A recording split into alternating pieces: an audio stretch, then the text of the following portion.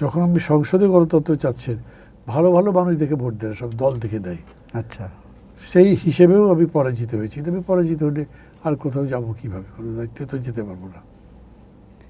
আচ্ছা, জুলাই আগস্টের আন্দোলনের সংগ্রামে যে কোনো স্মৃতি বলতেন আপনি একটু। স্মৃতি না, একটা কষ্টের কথা বলি আমি। জি, আমি জানি না আমার দর্শক আমাকে কীরকম করে নেবেন।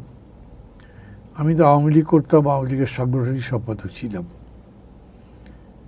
এবং আমি সাধারণত কাউকে ব্যক্তিগতভাবে আক্রমণ করি না। সাধারণত আমি কারো সম্মানহানি করি না। আমি যে লোকটাকে পছন্দ করি না, সে একটা খুনি আমি বলতে পারি, সে একটা ধর্ষক বলতে পারি, কিন্তু তাকে অন্য কোনোভাবে ছোট করা মানুষের সামনে, এটা করি না। আপনি বলতে পারেন আপনি ধর্ষক বললে সে বড় কোথায় থাকে, থাকে না, যদি না থাকলো, কিন্তু সে তাতে আমার দোষ নেই, কারণ ওইটা প্রমাণিত।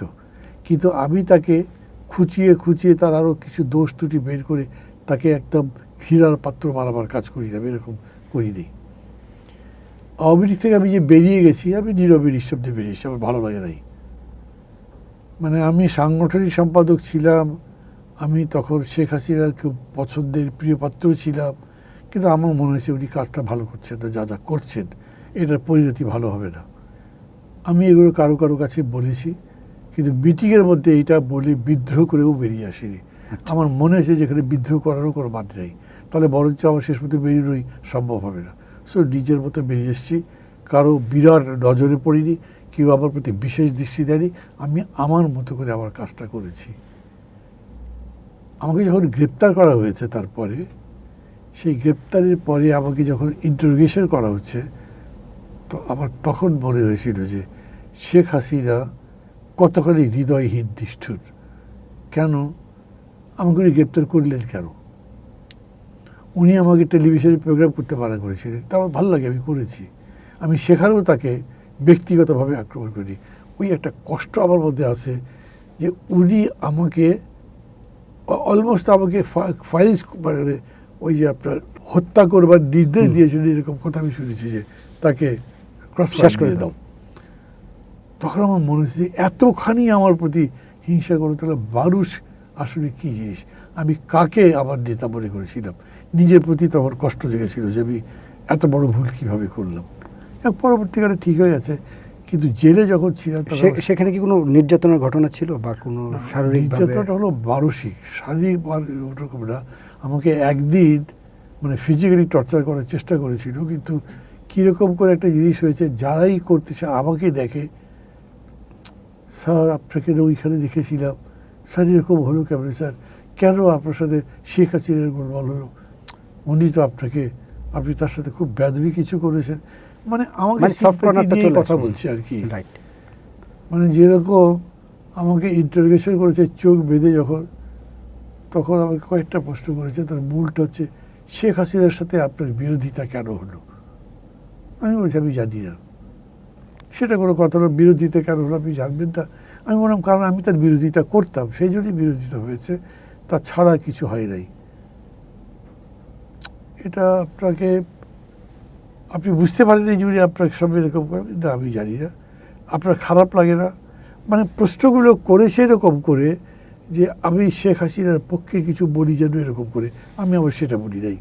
বিকজ উনি যেভাবে আমাকে অ্যারেস্ট করেছেন, যে ট্রিটমেন্ট আমার সাথে করেছেন, বা যেভাবে দেশটা শাসন করেছেন, পুরো দেশে একদম ছত্রখান করে দিয়েছেন, তার পক্ষে আমি কিছু বলতে রাজি ছিলাম না। সেটা একদম আমার চোখ বেঁধে ইন্টারোগেশন করেছে, আমি তখনও বলিনি। তো মানে এইটাকে এখন কি বলবো, যে এইভাবে একটা জিনিস তৈরি হয়েছে আমার মধ্যে, যে আমার মধ্যে কোনো রিপেন্টেন্স নেই, তবে স্মৃতিগুলো এরকম মনে পড়ে। আর আছে ধরেন অনেকগুলো স্মৃতি আছে, অতগুলো স্মৃতি মনে লাভ। জুলাই আগস্ট এটার সাথে কি কোনো কিছু রিলেটেড ছিল? জুলাই যে গণঅভ্যুত্থানের সময় বাংলাদেশে যখন আন্দোলনে মুখরিত, তখন কোনো বিশেষ স্মৃতি আছে কিনা? না, তখনকার কোনো বিশেষ স্মৃতি নাই। মানে ধরেন এরকম হয়েছে যে আমাদের বিশের মধ্যে গুলি হয়েছে, সেই গুলিতে 2-3 জন আহত হয়েছেন দেখেছি, তো ওইটা একটা স্মৃতি বটে, কিন্তু ওটা একটা মানে হৃদয় বন্ধন করবার মতো স্মৃতি এগুলো একটাও না। বা হৃদয়ে ডানা দিয়েছে যে আমার স্মৃতির মধ্যে এখনো জল জল করে, এরকমটা স্মৃতি। লম্বা সময় তো জেলখানায় ছিলেন, জেলখানায় কোনো বিশেষ স্মৃতি আছে কিনা? জেলটা খুব কষ্টদায়ক ছিল, কারণ আমাকে কষ্টটা বেশি দেওয়া ছিল। ডিভিশন জেলে। পেয়েছিলেন? না, সাধারণ কয়েদিদের মতো, সাধারণ হাজতদের মতো সেলে ছিলাম।